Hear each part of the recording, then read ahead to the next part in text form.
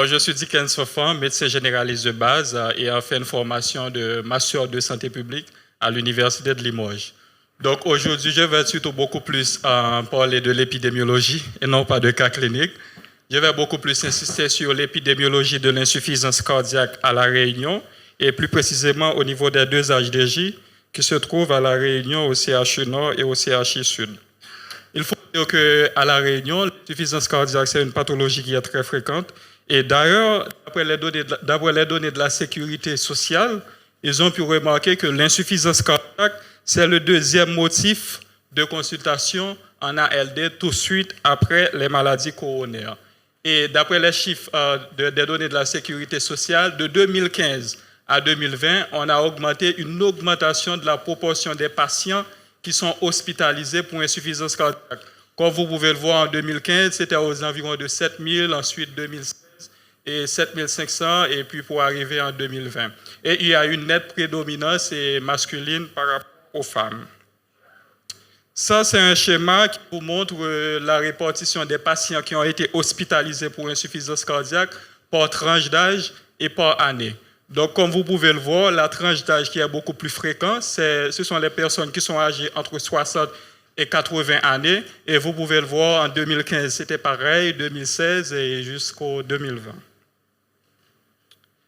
Pourquoi agir de l'insuffisance cardiaque? Il faut dire qu'il y a pas mal d'études qui ont été réalisées. Ils ont montré que les personnes qui ont bénéficié d'une prise en charge multidisciplinaire incluant l'éducation thérapeutique, ça a entraîné une baisse de la mortalité de près de 25 à 30%, surtout avec l'étude. Surtout avec la base de données de Odin, ils ont montré que les personnes qui bénéficient d'une prise en charge multidisciplinaire incluant l'éducation thérapeutique, ça entraîne une baisse de mortalité de 25 à 30%, mais aussi une baisse des réhospitalisations. Depuis lors, il y a pas mal d'HDJ qui ont été multipliés en France dans les différents centres hospitaliers, justement pour offrir à ces patients une prise en charge multidisciplinaire. Et même la Société européenne de cardiologie en a fait pas mal de recommandations là-dessus, justement pour recommander la prise en charge multidisciplinaire, mais aussi l'éducation thérapeutique chez nos patients qui souffrent d'insuffisance cardiaque. Et à l'île de la Réunion, ils ne sont pas restés différents. On a eu la mise en place de 2 HDJ, normalement dans le nord en 2017 et dans le sud en 2021. Maintenant, nous allons beaucoup plus aborder ces 2 HDJ. Il faut dire que de 2017 à 2022, on a recensé près de 763 patients qui ont été suivis dans ces 2 HDJ, à savoir HDJ Nord et HDJ Sud. Et comme vous pouvez le voir, l'évolution annuellement, on a une augmentation des patients qui ont été suivis en HDJ, normalement en 2017, 2018, 2019, vous pouvez voir que les chiffres sont en augmentation. Et avec la création de l'UZETIC Sud, les chiffres aussi sont en augmentation. Ce schéma vous montre aussi la proportion des patients UZETIC par sexe. Comme je l'avais dit tantôt, les chiffres sont en augmentation avec une évolution annuelle, mais aussi on constate qu'il y a une nette prédominance masculine à chaque année. Mais ce n'est pas trop différent pour le début de l'année 2017, mais cependant, on constate qu'il y a une augmentation significative en 2021, 2022, où on note une nette prédominance masculine. Parlant de notre projet UZETIC, il faut dire qu'on va surtout prendre les patients de 2017 à 2021, cela veut dire jusqu'au 31 décembre 2021, afin que les patients aient au moins 1 an de suivi jusqu'au 31 décembre 2022. Il faut dire que de 2017 à 2021, on a recensé près de 428 patients qui ont été suivis dans les 2 UZETIC, à savoir UZETIC Nord et UZETIC Sud. Et comme je l'avais dit tantôt, les chiffres sont en pleine croissance avec près de 428 patients. Ce schéma-là, ça c'est un schéma qui est très important, c'est le nombre de visites HDJ par rapport à la durée de suivi. Comme vous pouvez le voir, en abscisse, on a le nombre de patients qui ont eu 1 visite, 2 visites, 3 visites, 4 visites, etc. La leçon qu'il faut retenir de ce schéma, c'est que la majeure partie de nos patients n'ont eu que 2 visites. Et à travers cette majeure partie-là, ces 2 visites, ils ont eu près de 1 à 6 mois. Ce qui est important à retenir.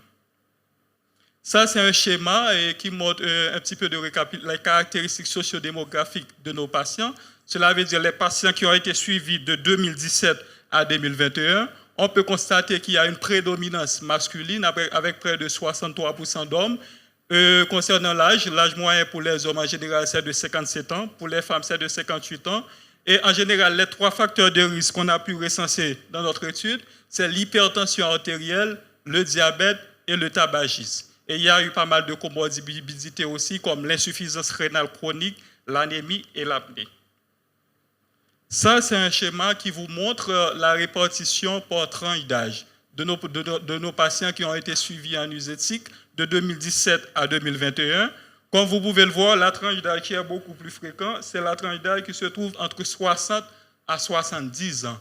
On constate toujours qu'il y a une nette prédominance masculine et cette prédominance masculine est légèrement différente pour les années de 20 à 30 ans et à partir de 80 à 90 ans. Mais cette prédominance masculine est surtout beaucoup plus fréquente pour la proportion de 50 à 60 ans et de 60 à 70 ans. Ce qui montre que dans l'UZETIC, on a beaucoup plus à rapport avec une population masculine. Parler de l'insuffisance cardiaque, c'est important aussi de faire un profil étiologique. Parmi tous les patients qui ont été suivis en UZETIC de 2017 à 2021, les 3 étiologies les plus fréquentes qu'on a pu remarquer, c'est la cardiomyopathie ischémique, la cardiomyopathie dilatée et la cardiomyopathie rythmique. Là, il est extrêmement important aussi de préciser, de donner quelques chiffres épidémiologiques sur la fraction d'éjection ventriculaire. Comme vous pouvez le voir, en abscisse, on a la proportion des patients qui ont une fraction d'éjection ventriculaire inférieure à 35%, entre 35 et 50%, et supérieure à 50%. Comme vous pouvez le constater, la majeure partie de nos patients ont une fraction d'éjection entre 35 et 50%. Et on a pu constater aussi une nette prédominance masculine pour les 3 groupes de patients, mais légèrement différents pour ceux qui ont une fraction d'éjection supérieure à 50%. Là, ce schéma vous montre la distribution des étiologies d'insuffisance cardiaque selon le sexe. Comme je l'avais dit tantôt, les 3 étiologies qui sont les plus fréquentes, c'est la cardiomyopathie dilatée, la cardiomyopathie ischémique et la cardiomyopathie rythmique. Ce qu'on peut constater aussi, on note toujours une nette prédominance masculine, non seulement pour la cardiomyopathie dilatée, mais aussi pour la cardiomyopathie ischémique. Mais cette différence est légèrement différente par rapport aux cardiomyopathies valvulaires et aux cardiomyopathies hypertrophiques. Parler de l'insuffisance cardiaque, c'est aussi important de parler de la répartition des différentes classes thérapeutiques. Comme vous pouvez le voir, les 3 classes thérapeutiques qui étaient beaucoup plus fréquentes, c'était les bêta-bloquants, l'ARNI et les anti-aldostérone. Et là, comme vous pouvez le voir, parmi les bêta-bloquants, la proportion des patients qui ont eu entre 25 et 75% la posologie par rapport à la posologie maximale, c'était beaucoup plus fréquent. On a les inhibiteurs du SGLT2, où la majeure partie des patients ont eu beaucoup plus de 75% par rapport à la dose optimale qui est recommandée par la Société européenne de cardiologie. Ça, c'est un schéma qui vous montre les tendances annuelles des prescriptions d'ISGLT2, qui est un médicament qui a été mis sur le marché en 2020. Comme vous pouvez le voir, c'est en pleine croissance et de 2020 à 2022, c'est en pleine croissance. Ce graphique, c'est très important. Ça vous montre la proportion des patients qui ont été hospitalisés 2 ans avant leur visite initiale à l'HDJ, 1 an avant et 1 an après leur visite en HDJ et 2 ans avant. Comme vous pouvez le voir, la proportion des patients qui ont été hospitalisés 2 ans avant leur premier HDJ, c'était aux environs de 80%. Ensuite, 1 an avant, ils étaient au nombre de 79%. Et ce chiffre-là va diminuer drastiquement 1 an après leur première visite en IDJ avec aux environs près de 11%. Et 2 ans après, ils étaient aux environs de 12%. Et ceci, à chaque période, on a toujours une prédominance masculine. Il faut dire que ces chiffres ressentent l'ensemble des patients qui ont été hospitalisés pour les 4 services du CHU, à savoir les 4 sites, le CHU Nord, Sud, GHR et Shore. Ça, c'est très important à vous montrer, qui est le total des jours d'hospitalisation sur différentes périodes. Toujours, on a les patients qui ont été hospitalisés 2 ans après leur premier HDJ, un an avant et un an après, 2 ans après. Comme vous pouvez le voir, 2 ans avant la première visite en HDJ, ils étaient au nombre de 1400 jours au total pour l'ensemble de ces patients. Et un an avant le premier HDJ, c'était aux environs de 1200. Maintenant, à un an de suivi, après l'implémentation en ISETIC, on a constaté une diminution drastique du nombre de jours d'hospitalisation qui est passé aux environs de 180 jours. 2 ans après, ils étaient aux environs de 100 jours. Ça, c'est important. Il faut dire que parmi nos 428 patients qui ont été suivis dans les 2 HDJ, à savoir HDJ Nord et HDJ Sud, on a recensé près de 39 décès, ce qui équivaut à un taux de 9% de décès. Maintenant, pour la survie, on a constaté une survie à 1 an qui était aux environs de 95%. Et la majeure partie de nos patients ont été suivis. Maintenant, en ce qui a trait le taux de mortalité par sexe, à savoir la proportion de décès parmi les hommes, et ainsi de suite, on a pu constater aussi qu'il y a une prédominance masculine avec près de 10% de décès chez les hommes et chez les femmes avec près de 8% de décès. Maintenant, en parlant de décès, c'est important d'identifier les facteurs prédictifs de décès parmi notre population d'études. On a pu réaliser une régression logistique multivariée en combinant différents facteurs comme le sexe, l'âge supérieur à 60 ans, les cardiomyopathies, etc. Et le modèle nous a fait sortir l'âge supérieur à 60 ans, qui est un facteur prédictif de décès de notre population d'études, avec un ordre ratio à 4,56. Maintenant, il faut dire, à travers cette présentation, l'USETIC nous a montré une réduction significative des hospitalisations, mais aussi une survie plus forte par rapport aux autres études. Et ce qui est important à signaler aussi, donc parmi tous les patients, ils n'ont eu qu'au moins 2 visites. En USETIC, la majeure partie des patients ont eu que 2 visites. Et les facteurs prédictifs de décès, on a pu ressentir si c'est l'âge supérieur à 60 ans. Ce qui montre probablement l'USETIC a amélioré l'efficacité de nos patients, tout en améliorant la longévité, mais aussi en diminuant le nombre d'hospitalisations. Sur cela, nous vous disons merci.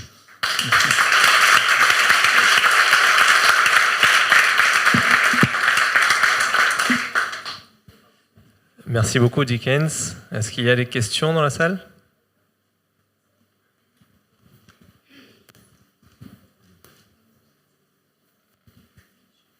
Moi, j'ai une question concernant le nombre de visites, le nombre de 2 visites. C'est sur l'ensemble des patients jusqu'en 2022 ou c'est à l'initiation de l'USETIC? Parce qu'on a quand même l'impression que les patients, en tout cas actuels, ont plus de 2 consultations en hôpital de jour. Cette donnée est sortie de quelle analyse? D'accord. Il faut dire que 2 visites, c'est l'ensemble des patients qui ont été suivis de 2017 à 2022. Donc, parmi tous ces patients, la majeure partie des patients n'ont eu que 2 visites. 2021, non? Non, de 2017 à 2022. Alors, c'est le suivi, mais l'inclusion a été faite de 2017 à 2021. Mais par contre, on a suivi nos patients jusqu'au 31 décembre 2022 afin qu'ils aient au moins 1 an de suivi pour calculer le taux de mortalité.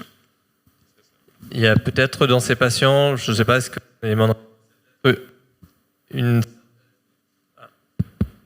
un certain nombre de patients qui n'a eu que 2 visites parce que peut-être on a constaté qu'ils ne relevaient plus du suivi esthétique parce que amélioration de la FEVG, parce que ça arrive que pour certains patients, on les revoit après une ou deux HDJ. Ils ont déjà un traitement qui est quasi optimal parce qu'ils sortent d'hospitalisation, on les revoit en HDJ une première fois, ou alors ils sortent d'un infarctus avec une FEVG très altérée, on les revoit avec une FEVG qui s'est améliorée à distance de la revascularisation. Donc ça explique peut-être un certain nombre de patients, peut-être pas autant. Donc à voir à quoi sont dus quels peuvent être les autres facteurs. Moi, j'ai une question concernant les personnes touchées par l'insuffisance cardiaque. On voit qu'il y a clairement une majorité d'hommes touchés par l'insuffisance cardiaque.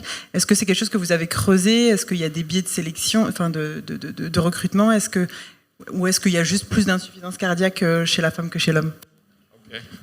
Ok, alors il faut dire que nos données sont similaires par rapport aux données dans la littérature. J'ai pu voir pas mal d'études aussi chez eux. C'était la population masculine qui était en majorité par rapport à la population féminine. Il faut dire que ces données, ce sont des données qui ont été collectées dans les deux bases de données de l'USETIC, à savoir le CHU Nord et le CHU Sud. En ce qui a trait, il y a après, ça correspond au pourcentage. Ça correspond au pourcentage ça correspond pas au pourcentage des études cliniques qui la sous-incluent beaucoup les femmes. Les femmes sont sous-représentées dans les études cliniques. Par contre, ça correspond au pourcentage qu'on a trouvé dans les études épidémiologiques. En fait, il y a un biais de recrutement, il faut le savoir, c'est qu'en UCETIC, on prend en charge que les insuffisances cardiaques avec dysfonction VG. Et on prend quelques FEVG préservés, s'ils sont valvulaires, les CMH, vous avez vu qu'il n'y avait que 15% d'FEVG supérieurs à 50%. Et on sait que les femmes sont aussi touchées par l'insuffisance cardiaque, mais beaucoup plus l'insuffisance cardiaque à FEVG préservée. Donc nous, on ne les voit pas en UCETIC. Et ce que tu montrais dans ton graphique, on voit qu'entre 20 et 30 ans, la proportion d'hommes et de femmes est similaire, parce qu'il y a les cardiomyopathies du péripartum qui rentrent en compte. Et à la fin, vers 80-90 ans, il y a une proportion d'hommes et de femmes qui est similaire. Donc l'insuffisance cardiaque touche aussi bien les hommes que les femmes, mais l'étiologie est différente, à des proportions d'âge différentes. Et en UCETIC, on suit que les insuffisances cardiaques avec dysfonction VG sévère. Une dernière question peut-être ? Oui. Oui, juste, quand vous voyez la réduction d'hospitalisation et de nombre de jours d'hospitalisation, 1 an pré-suivi et 1 an post-suivi, c'était chez des patients qui étaient déjà étiquetés insuffisants cardiaques, ou le 1 an pré-suivi, c'était découverte, c'était le premier épisode de décompensation. Ok, alors que 1 an pré-visite initiale, c'est sur l'ensemble des patients qui ont été suivis en AIDJ. Alors la date de référence, c'était la date de première consultation. J'ai regardé 1 an avant leur première visite initiale, la proportion des patients qui ont subi une hospitalisation classique dans les différents centres hospitaliers, et 1 an après. Ce sont des patients qui ont été suivis en AIDJ. Donc c'est indistinct. C'est ça. Et aussi connu ou des...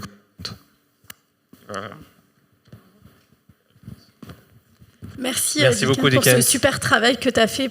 C'est la première étude, quand même, il faut le signaler, qui a évalué aussi bien nos patients du CETIC et le travail qui est fait dans le Nord et dans le Sud. Et donc, on te remercie. On remercie aussi Louis-Marie qui a encadré son Master 2. Merci.